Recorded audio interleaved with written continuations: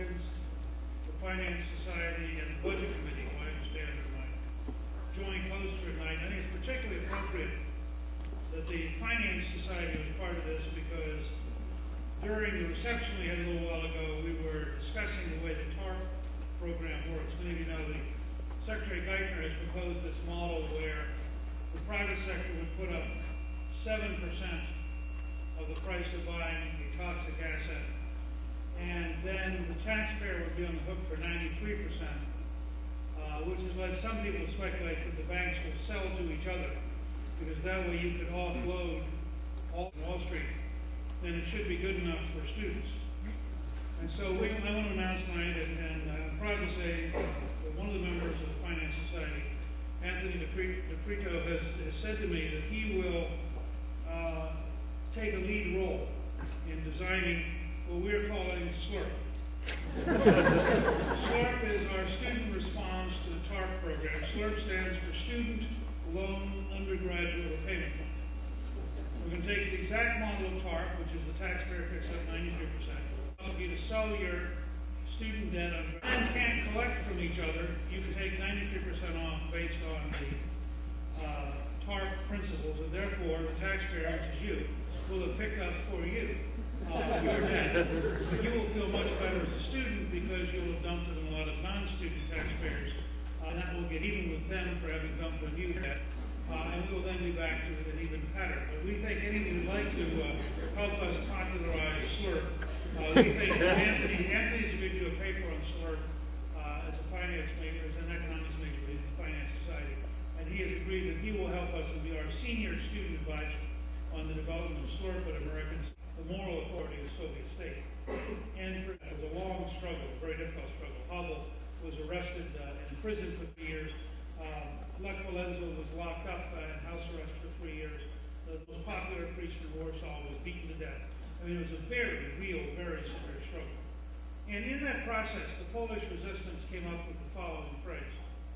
It's a little tricky, but if you bear with me for a minute. 2 plus 2 equals 4. And they used this as a symbol. They made signs that said 2 plus 2 equals 4. And their point was something which in George Orwell's 1984 and something which Albert Camus had written about. When you have a totalitarian system, telling the truth is very dangerous. And there's a moment in 1984 where the protagonist, who is trying to remain free, says, well, if the state tells me 2 plus 2 equals 5, does that mean it equals 5? And if next week they tell me 2 plus 2 equals 3, does that mean it equals 3? He said, I don't believe so. Because I think 2 plus 2 actually equals 4, and it's an immutable fact no matter what the state says.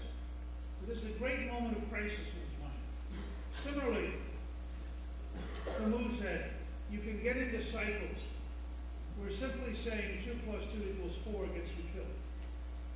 And the question is whether or not you have the courage to tell the truth, because even if you'll be killed for it, it is a fact that 2 plus 2 equals 4. Now, I had a much less elegant introduction to this from my mother when I was a freshman congressman.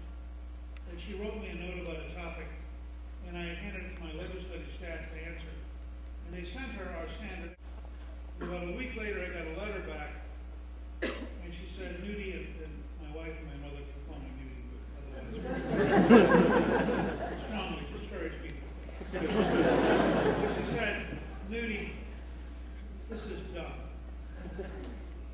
And I looked at her letter, and I looked at the letter we were sending out, and I looked at her letter and said she was right. And she had cut through all of the fancy, esoteric, academic baloney. It was dumb. Now, I cite that because one of the things that really hit us when we did the movie on Reagan is that Reagan's great virtue was that starting in 1947, when he encountered a genuine Stalinist in the Hollywood arts community, a man who genuinely wanted to create a totalitarian state, Reagan had become deeply committed to freedom and deeply opposed to communism. And Reagan had spent 33 years thinking about this before he became president. And so in a very profound way, he understood the power of 2 plus 2 equals 4. Now remember, he is elected at a time when all of the intelligentsia, virtually all of the tenured faculty in America, the entire New York Times editorial board, most of CBS News, all of them understood the Soviet Union was permanent, It was inevitable. We had to find a way to cut a deal. One couldn't be unreasonable. We had to seek détente, which is a French word for understanding. And so the whole momentum of the American elites was towards accommodating the socialists.